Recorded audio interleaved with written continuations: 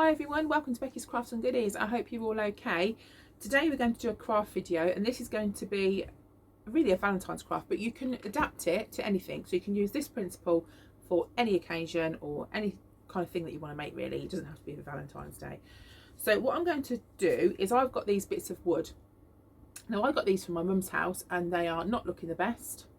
They're just like rustic looking bits of wood that have got all sorts of sharp splintery bits on. So what we're going to do to start with is I'm going to sand them down. Now if you've got one of those little mouse sander things, that would work really well, because you can just whiz over it and it would get all the sharp bits off.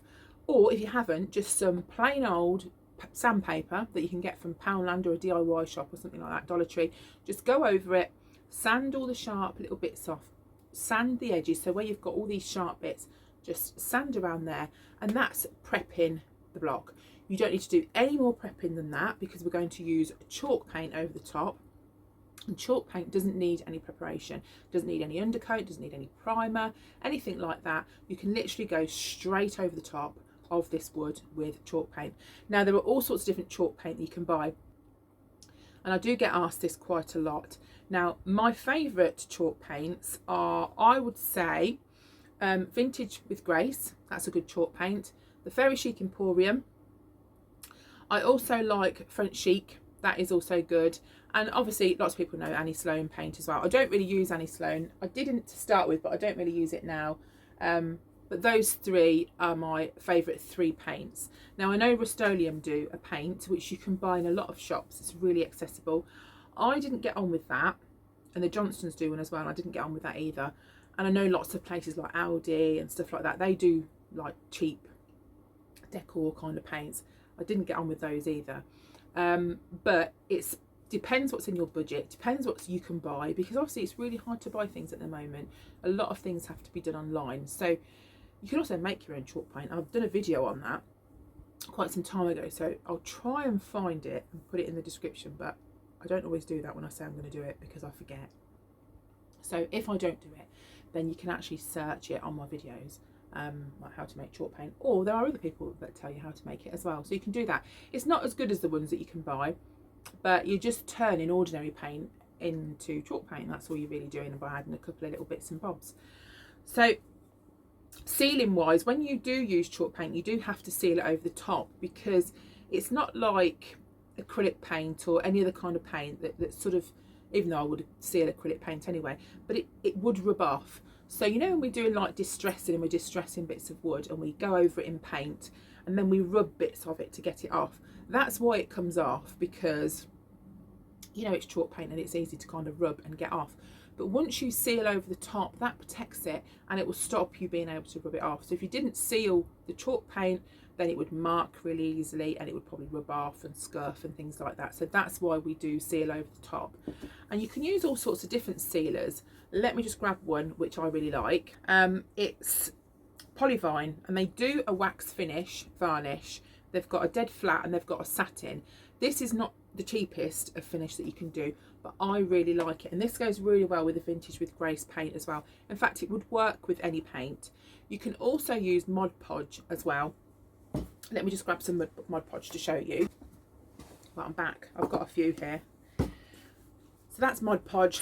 The yellow tub is the matte finish, so that gives you the matte sort of look, and then they do the red one, which is gloss. Now Mod Podge do the biggest range you've ever seen of types of glue, but these are kind of the basic two that you probably would use. I use the matte one more than anything else. Now this is the Fairy Chic Emporium matte finish. This is also very good, but it's a little bit thinner, so you might have to do a few different coats, but I really like this. And I have to say, when doing things like decoupage and things like that, I prefer this to the famous Mod Podge. It's a really good mixture. So Paula sells that. She's the Fairy Chic Emporium, if you want to Google that, so you can get that from there. And also her paint as well, which I mentioned in the beginning, so that's really good. So always seal your paint. Now if you haven't got any of those, you can get some varnish. So you can go to places like Wilko, B&Q, any like home stores that you've got, you know, that sell sort of paints and stuff like that. And you can just buy a varnish. So you can just do that over the top. That will be absolutely fine. It doesn't really matter. As long as if you're using chalk paint, you do seal the top. I think I will probably, more than likely, use the Polyvine on this next project, but I just wanted to quickly run through those things because I know I do get asked a lot. And also, if you are looking for sort of new project ideas and things to do in this lockdown period and you want a new project, learning to do things like this is fantastic. And also decoupage is a really, really, really good, easy craft to get into, and it looks quite impressive. It looks like you're cleverer than you actually are when you're not. You don't actually have to be a really very good crafter, and it makes you look like you're really good. So I've got some decoupage playlists, and again I'll try and remember to put those in, but that's a really, really good craft to do, and it's really relaxing as well. We could decoupage some of these if we wanted to. I'm not sure what I'm going to do with them yet, because I often start videos and I have absolutely no idea what I'm going to do or how it's going to turn out. But hey ho, is that not what life's all about? Who knows what's going to happen? So I'll prepare these blocks, enough rambling from me, and we will get on and start and create something beautifully Becky's Crafts and Goodies style. Right, so I was going to say to you as well, I've just sanded these down. If you want a rustic look, then you could just literally sand it down, and what I would do is I'd pay particular attention to the corners, so sand those down a little bit more so they're a little bit lighter around the edges, and you could leave it as like a really rustic look, and that would look really, really nice as well. So just bear that in mind if you want to do that. Now the paint I'm going to use is Vintage with Grace. Now I've got this in this tub, I had a little bit left from each and I kind of made up some, and this is Grandma's Pearls and a little of the Belgium lace. I've put a little of the Belgium lace in as well, and literally I'm going to go straight over the top, and what a beautiful creamy colour that is. That's going on so nicely. I'll do, I would say, 2 coats on each, so it's just a case of going over, and if there are any little rough bits, it's absolutely fine because it's wood and we didn't want it to look silky smooth and perfect. So I'll do 1 coat of each in this, let it dry, do another coat, and then we'll do the next step. So the blocks are dry. I've not sealed them with anything yet. So we've got 2 slightly different sizes. Now what you could do, which would look really, really good, is you could stack blocks together. So you could do a design. So you've got a larger block at the bottom. That one would need to be smaller. And then you could even, if you wanted to, put another one on the top, or you could just do 2. That would work really well with this concept. I'm going to decorate them similar but different. So they're actually going to be 2 separate pieces, because I think that piece of wood there is slightly too big to do it so they stack. I think it would need to be just a little bit smaller. So we're going to decorate them separately, but that is, you know, something to bear in mind. Now, I've got a Cricut machine, which I've spoken to you about before. They're really, really good machines. They're not the cheapest, but if you're willing to invest in them, if you've got the money to invest in them, they are really, really good. They do all sorts of different things, so you can cut out so many different materials and things with them. So I'm going to cut out some bits in a minute when these are drying on my Cricut machine to put over the front. You can cut out paper, card, anything like that, vinyl. You can do all sorts of different things. But what we're going to do to start with is to cover them. Now, if you didn't want to cover them, you could miss this step out and just put the text straight on. That would be fine. But I think that they would adhere quite well with on the top of rice paper. So I've got some rice paper here. You can buy rice paper from eBay, loads of different places like that sell it. And if you haven't seen how I do this, then you might find this quite interesting. So I'm just going to cut down just to get rid of the extra that I don't need, because that makes it a little bit trickier. And then grab a brush. Now I'm using Paula's matte finish.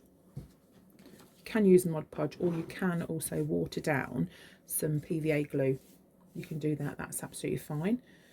And over the top of one side I'm putting some glue, and then we're going to place this over the top, and this is the one we're going to put some vinyl over. So we'll pick a section, make sure we've got the text in, because we need a good proportion of the text, and then we're just going to push it down with our hands. Now if this was a napkin, don't push it with your hands because you'll rip it. Now rice paper is a bit more robust. If you've got a napkin, get some cling film or you can get something like one of these little pocket folders if you wanted to save on plastic and not reuse cling film all the time. And you can just press it down like that. As I said to you, when you've got rice paper, it is stronger and it will allow you to put more pressure on. But don't do what I'm doing now if it's napkins, because it will just completely rip and you'll just have to peel it off and start again. So we're sticking this on like this. And remember, although this can be a Valentine craft, it can be an absolutely anytime craft. Mother's Day, birthdays, weddings, anything at all. So at this stage, we're just going to let that dry. We're not going to do anything. We're not going to worry about these little flappy bits, nothing at all. So we'll pop that to one side. And then while that's doing, I will do this next one. Now on this piece of rice paper, this is a really pretty design. It says Sweet Home, and I just thought that would look really nice on this block. So if you know somebody that's moving out, maybe they're getting their own place, this would be a really nice gift for those. So let's just put that on there. So a nice layer so you know you've got it all covered, and then just do exactly the same thing. Now the corners, I don't know if they're quite big enough. I think we're okay.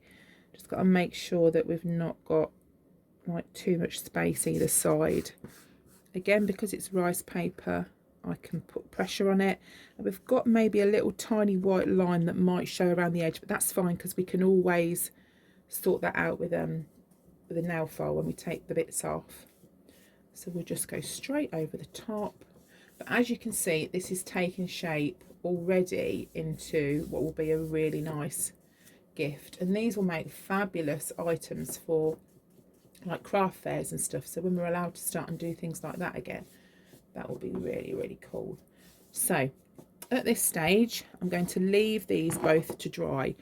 They need to dry because when we start and take these bits off, we need them to be set.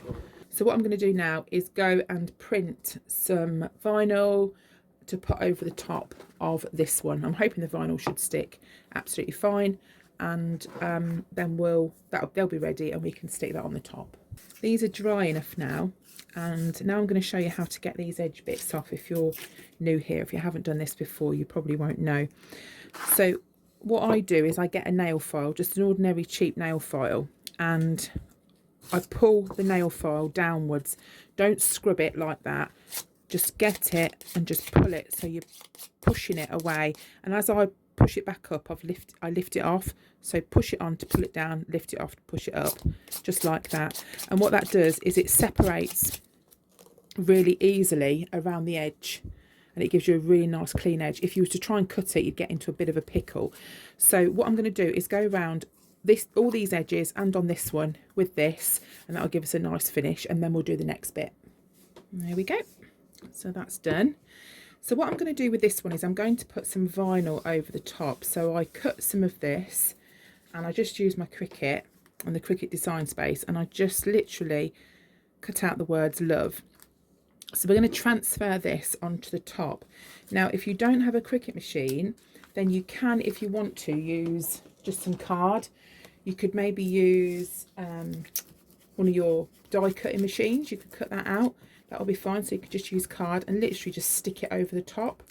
That would be fine. So don't feel you have to do it this way if you haven't sort of got that option available to you.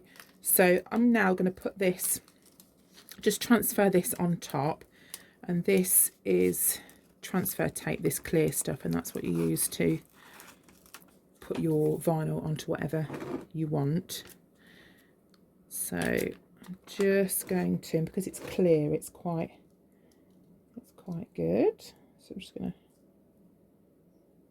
put that there and then smooth it down. But you could put all sorts on this. Maybe some French words would be really nice. That would look quite cool on there. If you had a few blocks, you could put I love you. You know, you could put all sorts of things, couldn't you? You're only limited to your imagination, as they say. So then it's just a case of very, very carefully just peeling it back, and then you'll have your vinyl, which is literally stuck onto the rice paper. And you could do this process and do names and all sorts of things. These would make really good wedding presents. You could put the names of the people getting married on them or anything like that. Now, if you wanted to distress these some more, then you could do that by doing wet distress, or you can use sandpaper. This sandpaper is literally just from Poundland. It's just a cheap and cheerful sandpaper. And if you like the distressed kind of French farmhouse sort of look, then this is really good. And I really do like that look, as you would probably guess by now if you've been with me for a little while.